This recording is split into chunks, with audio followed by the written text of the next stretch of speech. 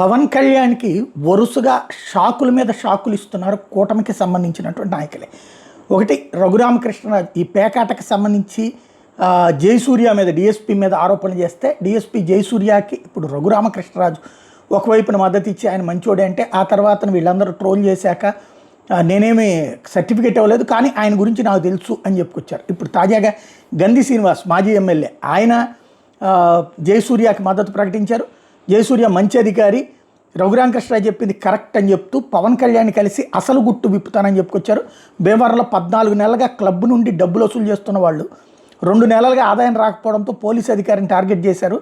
ఆ పోలీసు అధికారి మీదనే ఆపిన పోలీసు అధికారి మీదనే పవన్ కళ్యాణ్ ఫిర్యాదు చేయడం దారుణం. పోలీసు అధికారి పేకాట ఎప్పుడు ఆపారో అప్పుడు వాళ్ళకి వ్యతిరేకం అయిపోయారు. 2 నెలలుగా పేకాట ఆయన ఆపారు. కూటమి ప్రభుత్వం వచ్చిన తర్వాత 14 నెలలు పేకాట జరిగింది. ప్రజాప్రతినిధి అధికార కూటమికి చెందిన వ్యక్తి ప్రతి క్లబ్ నుండి 10 లక్షలు తీసుకుంటున్నాడని ప్రజలు చర్చించుకుంటున్నారు.